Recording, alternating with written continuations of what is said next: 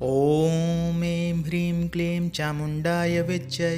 ॐ ग्लौं हूं क्लीं जूं सः ज्वालय ज्वालय ज्वल ज्वल प्रज्वल प्रज्वल।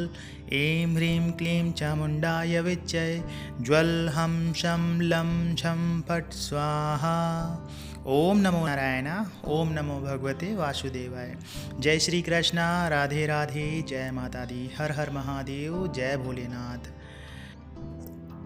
पूजा पाठ और मंत्र जप करने वाले व्यक्ति दुखी क्यों रहते हैं, पिछले वीडियो में भी हमने इस पे बात की थी और कुछ बातें ऐसी रह गई थी जो हम आपसे बताना चाह रहे थे, नहीं बता पाए थे।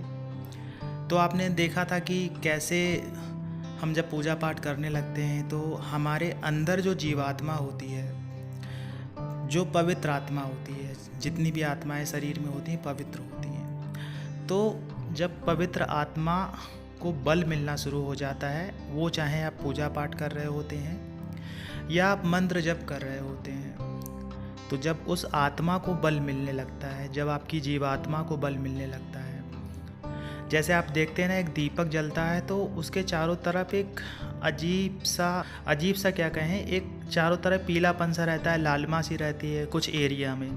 अब वो 1 इंच का भी एरिया हो सकता है, 2 इंच का भी एरिया हो सकता है। जितनी बड़ी लौ होगी दीपक की, उतना ही बड़ा एक गोला सा बना रहता है, आपने देखा होगा, जो मेन बाती होती है उसके चारों तरफ। और ऐसे ही आपकी जो आत्मा होती है, जीवात्मा होती है, उसका बल बढ़ता है, उसको ऊर्जा मिलती है, उसकी आध्यात्मिक शक्ति बढ़ती है। और जो जिस तरह से एक दीपक में चारों तरफ, एक लौ के चारों तरफ गोला जैसा बना रहता है, वही आपका ऑरा जैसा होता है। आप ये समझ लीजिए कि वो आपके चारों तरफ शरीर के एक रिंग जैसा बना होता है, वो ऑरा होता है। और जो आपकी ऊर्जा होती है, चाहे वो मंत्र की ऊर्जा हो या फिर आपके जीवात्मा की ऊर्जा हो या आपकी आध्यात्मिक ऊर्जा हो, उस ऑरा में घूमती रहती है।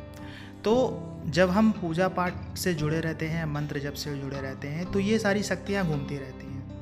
अब देखिए, कोई शक्ति जब आपकी मदद करने लगती है, जैसे जिन भी देवी देवताओं को आप पूजने लगते हैं, तो वो शक्तियाँ आपकी मदद करने लगती हैं। और हमने पिछले वीडियो में आपको बताया भी था कि वो उनके दिमाग में ऐसा कुछ नहीं होता है कि किस चीज़ से दुख हो रहा है या किस चीज़ से ज़्यादा खुशी मिल रही है, क्योंकि वो मोह माया के बंधनों से बिल्कुल भी अलग होते हैं, उससे जुड़े नहीं होते हैं। छोटी छोटी चीज़ों से दुख हो जाना, छोटी छोटी चीज़ों से तकलीफ़ हो जाना, इससे उनको ज़्यादा कोई फ़र्क नहीं पड़ता है, क्योंकि उनकी जो एक सोच होती है, आध्यात्मिक सोच होती है, या जो उन शक्तियों की सोच होती है, बिल्कुल अलग होती है। वो हमारे जैसा नहीं सोचते हैं कि छोटी छोटी बातों में दुख, छोटी छोटी बातों में सुख।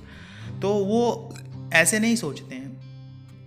वो आपके अंदर एक ऐसी क्षमता को डेवलप करना शुरू कर देते हैं, वो आपके अंदर एक ऐसी ऊर्जा को उत्पन्न करना शुरू कर देते हैं, जिससे आपके सामने सब चीज़ें अपने आप ही आना शुरू हो जाती हैं। देखिए, भौतिक जीवन में क्या होता है कि बहुत सारी बातें होती हैं जो इंसान छुपाता रहता है, बहुत सारी चीज़ें ऐसी होती हैं जो आपके सामने नहीं आ पाती हैं, और आप किसी भी व्यक्ति को अच्छा समझते रहते हैं। लेकिन क्या होता है, सडनली अगर उसकी कोई भी बात अगर आपको पता चलने लगती है, या आपको उसके जीवन की सारी घटनाएं धीरे धीरे करके पता चलने लगती है, वो किसी भी माध्यम से हो सकता है, आपको अपने के माध्यम से भी हो सकता है। आपको कुछ ऐसा होने लगेगा कि उसकी जितनी भी कमियां होंगी वो सब अपने आप ही सामने आने लगेंगी, उसके किए हुए कुछ जितने भी गलत काम होंगे वो किसी न के रूप में आपके सामने आ जाएंगे, कभी किसी रूप में, कभी मैसेज के रूप में, या कभी किसी और रूप में, या कोई बताएगा, कुछ ना कुछ इस तरह से आपके जीवन में होने लगेगा। तो क्या होगा, आप दुखी होने लगेंगे। देखिए, आप मोह माया के बंधन से बंधे रहते हैं। और एक महात्मा बुद्ध की एक कहानी भी है, उन्होंने एक से पूछा कि महाराज, दुख क्या होता है और इंसान दुखी क्यों रहता है। तो उन्होंने कहानी सुनाई थी कि एक व्यक्ति एक पेड़ को पकड़ के खड़ा हुआ था और कह रहा था कि मुझे इस पेड़ से छुड़ाओ, मुझे इस पेड़ से छुड़ाओ, मुझे इस पेड़ से छुड़ाओ। तो आप सोच सकते हैं कि उस व्यक्ति को पेड़ ने नहीं पकड़ा था, उस व्यक्ति ने पेड़ को पकड़ा था और खुद ही बोल रहा था मुझे इस पेड़ से छुड़ाओ। तो यही होता है मोह माया, यही होता है जीवन में दुखी होने का कारण, कि हम दुख को पकड़ के ही रखे रहते हैं। जब हम दुख को पकड़ के रखे रहते हैं तो हमें दुख होता ही होता है और हम उसको छोड़ना भी नहीं चाहते हैं। और छोड़ेंगे तो क्या होगा, क्योंकि हम मोह माया से बंधे, इसलिए छोड़ भी नहीं पाते और दुखी होना ही पड़ जाता है हमको। हम बंधनों में बंधे रहते हैं, रिश्तों में बंधे रहते हैं। और हमें जब किसी की कमी पता चलती है कि वो मेरे बारे में ऐसा सोचता है, तो हमें बहुत दुख होना शुरू हो जाता है।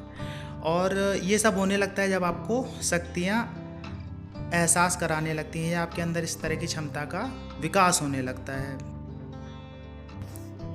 देखिए, आप बंधनों से बंधे रहते हैं तो दुख होना स्वाभाविक ही है, और दुख तब तक आपको होता रहेगा जब तक आप बंधनों से बंधे रहेंगे। तो आपने देखा भी होगा कि बहुत सारे लोग सन्यासी बन जाते हैं, साधु बन जाते हैं, महात्मा बन जाते हैं, सब कुछ छोड़ देते हैं, अपना घर बार सब मोह माया को छोड़ देते हैं और भगवा वेश धारित कर लेते हैं। तो ऐसा नहीं है कि आप सब लोग साधु महात्मा बन जाइए, ऐसा कुछ भी नहीं है। लेकिन क्या है कि दुख और सुख जीवन का एक हिस्सा होता है, और दुख भी होते रहते हैं, सुख भी होते रहते हैं।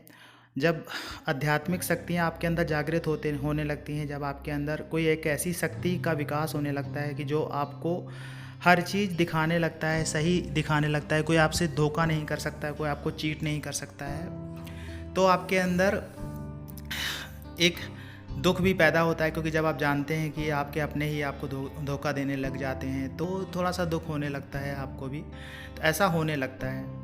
अब होता क्या है कि जब आप बहुत ज़्यादा उनकी उपासना करने लगते हैं, मंत्र जप करने लगते हैं, जैसे कोई देवी देवता का मंत्र जप करने लगते हैं कोई मनोकामना के साथ, जैसे आप किसी के लिए कुछ कहना चाहते हैं कि मेरा ये हो जाए, मेरा वो हो जाए, या मेरा ऐसा हो जाए, मेरा वैसा हो जाए, तो उस बात को बोल के उन्हीं देवी देवताओं के सामने उनके मंत्रों का जप करिए, एक संकल्प लेके कि हाँ 11 दिन तक हम आप 11 माला करेंगे रोज़।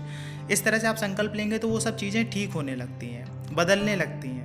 जब आप किसी देवी देवता की पूजा करते हैं तो उनसे कहिए कि आप क्या चाहते हैं, आप उनसे कहिए कि ऐसा हो जाए या वैसा हो जाए, जो भी आप चाहते हैं, अपने जीवन को जैसा बनाना चाहते हैं वैसा बनाने के लिए आप उनसे कुछ भी कह सकते हैं। तो आपका दुख जो है धीरे धीरे करके ख़त्म भी होने लगता है। ऐसा नहीं कि दुख हमेशा बना रहेगा, लेकिन क्या आपके सामने सच्चाइयाँ आना शुरू हो जाएंगी। जब आपके सामने सच्चाइयाँ आना शुरू हो जाएंगी तो आप अपने जीवन को बदल भी सकते हैं।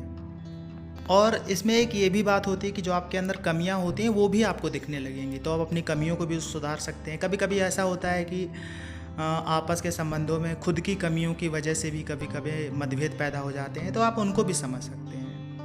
आशा ये जानकारी आपको अच्छी लगी होगी। जानकारी अच्छी लगी हो तो वीडियो को लाइक करिएगा, कमेंट्स में जय माता दी, जय श्री कृष्ण, हर हर महादेव लिखिएगा।